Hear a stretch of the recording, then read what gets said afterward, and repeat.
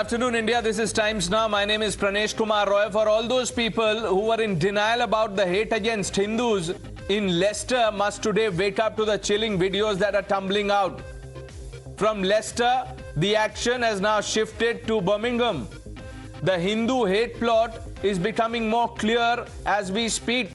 Protests broke out in Birmingham outside a Hindu temple. Unruly protesters belonging to a group that's called Apna Muslims launched a violent demonstration, as you can make out from these pictures, outside the Durga Bhawan temple. The videos that have surfaced online show radicals chanting anti-BJP slogans. They even hurled threats and abuses towards the temple officials, tried to scale the temple fence, all of it captured on camera. The protests were held against the already postponed event of Hindu ideologue Sadhvi Ritambara. The incident comes close on the heels of the violent clashes that erupted in Leicester, and something that has been denied, ridiculed, trivialized by an ecosystem sitting in India that parrots the Pakistan line day in and day out.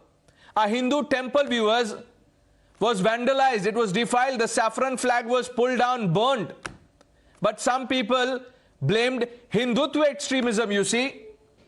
They're in complete denial about the Islamist hate that is out there on the streets and is staring at everyone.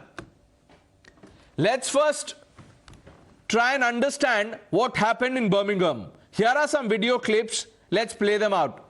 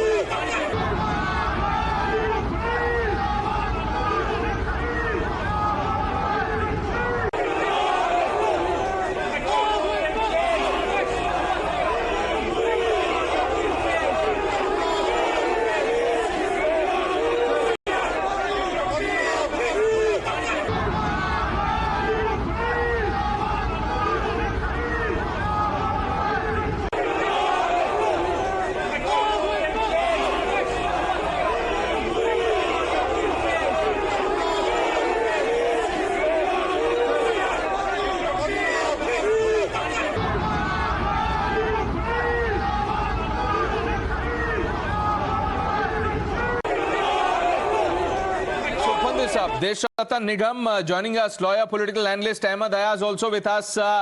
Good afternoon, gentlemen. Ahmad Ayaz Saab, let me begin by asking you, what do you make of what happened in Leicester and what do you think is unfolding on the streets in Birmingham? You know, this is a country which is neither Hindu nor Muslim. It's a country, that way they can have an independent thinking as to what has happened there. And to say that it has been done by Hindus or by Muslims. No, Ahmad Ayaz, I am not talking about the country. Tell me what you are seeing on your screen. It is there. There is an issue. Well, we see it's an issue, but need to be seen who are the people and what is this issue, sir, people? that drives people to attack a Hindu temple? What is this issue, sir? Let's call it out today. That's what I say. It needs to be seen. Who are these people doing it? It cannot be accepted that whether it's a Hindu, it's a temple or a mosque or a church or there is no or here, sir. There is no either or here. A temple was vandalized, Ahmad Ayaz Saab. I have high regards for you, sir. And people are watching you. I never say at the face of it needs to be condemned whoever has done it. No. You said there is an issue. I want you to tell me what this issue is, Ahmad Ayaz Saab. What is this issue that is driving people to attack Hindus and Hindus' places of worship? What is this issue, Ahmad Ayaz? I am talking to you again. I tell you that this needs to be condemned by all. Whether it's any religious place, attack on religious place has to be attacked. Condemn. And I do condemn it very strong in strong terms. But the point is, what the people doing it need to be identified, and whoever are found to be doing it need to be taken to task. Of the information that that is trickling in, this protest was carried out by a group that has been identified as Apna Muslims. This violent protest that you see outside a temple in Birmingham, the name of the group is Apna Muslims. As I said, whoever is there, whether it is Apna Muslim or not Muslim, whoever it is, they can't be, we can't afford to see that the religious places being attacked. Why should religious places be attacked? Whether it's a temple or a mosque or a gurdwara or what you call anything else. We have to see all to see that no religious places are attacked, no Muslims are attacked, no Hindus are attacked, no Christians are attacked. There are other ways to tackle issue. Why it comes to religious place? After all, religious places does not come in between. A Muslim does not come in between. A Hindu does not come in between. It is some element who are hell-bent upon to create situation. Those need to be tackled in the strongest. Okay, now before I bring in Desh Ratan Nigam, who's been listening to you intently, would you want to elaborate on some elements that you just named? Would you want to add more details on that, sir? Me? Yes, sir. Who are these some elements that you are talking about? There are elements in every community. You have not seen in India what's happening. There are people in every community who are There you go. I was glad you had taken a position, but here comes the justification. Desh Ratan Nigam, this is the problem. These people are in denial, and this emboldens this violent mob that is targeting Hindus and their places of worship. Yes, exactly. Hindus and their places of worship has been targeted, and there is a pattern. You saw that in Leicester. You are also seeing it in Birmingham. And believe me, there could be a possibility of further attacks also. The Hindu community now has to organize itself, which is actually disorganized. And the pattern you see mostly Pakistanis and Bangladeshis which are there, and they are probably what they do in their own country, attacking Hindus and minorities. They have continued the same pattern outside their country. They don't do protests in Saudi Arabia and United Emirates because there they are deported. The law is very strict. Here there is a failure of law and order machinery as well. They did not anticipate so many people coming, Islamic extremists, raising the kind of slogans, masking their identity, which clearly means they are doing something against the law of the land. Therefore, there was a need to mask themselves and their identity so that they cannot be identified. And strict action is to be required, and they take, inspiration from their holy scriptures, because they don't believe in the nation-state boundaries. They believe in Ummah. So the concept of Ummah is very clear, and the Hinduphobia which has been created out here has to be dealt with by the law and order machinery of that particular country itself. But at the same time, it has to be dealt with at the level of the society.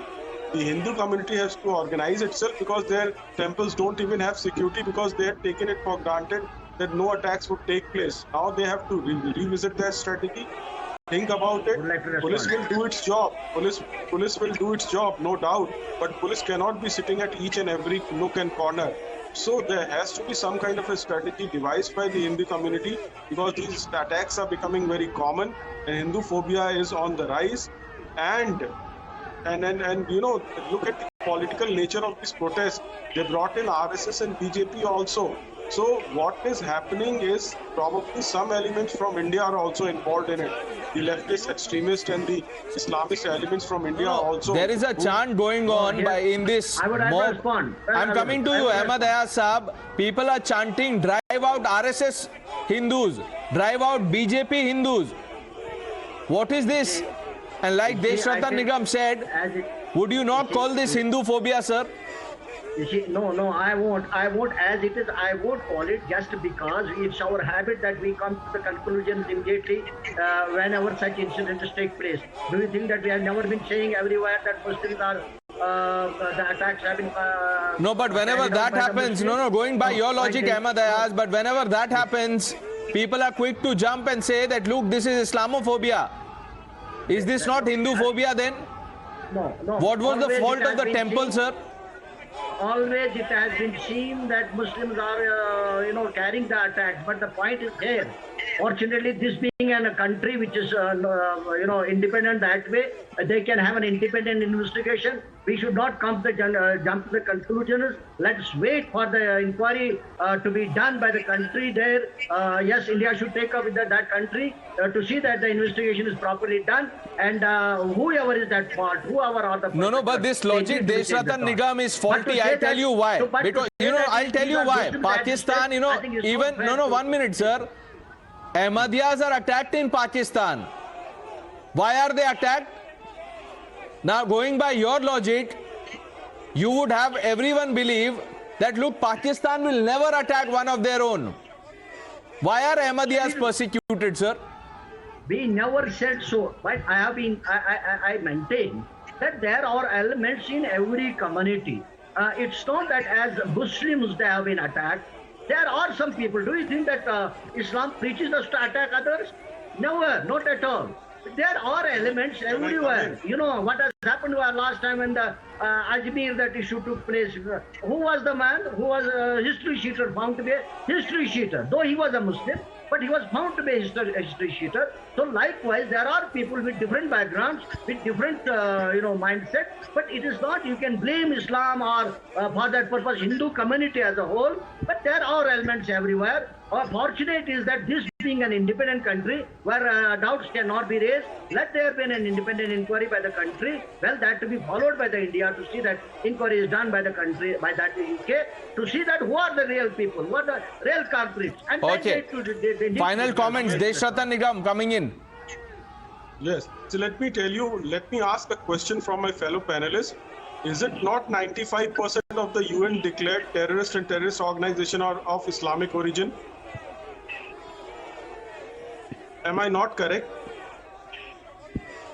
No, that way you can say, but the point is whether this particular attack has been carried out by the Muslims, that need to be seen. It could be any conspiracy also. Don't you think that, do you rule out the conspiracy in it?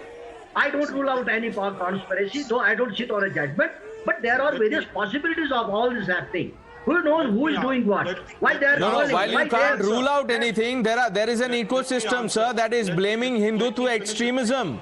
That is the problem. But we've run out of time. Desh Ratan Nigam, I'm sorry, I've run out of time. Thank both of you, Ahmad Ayaz, Desh Ratan Nigam, for joining us on Times Now.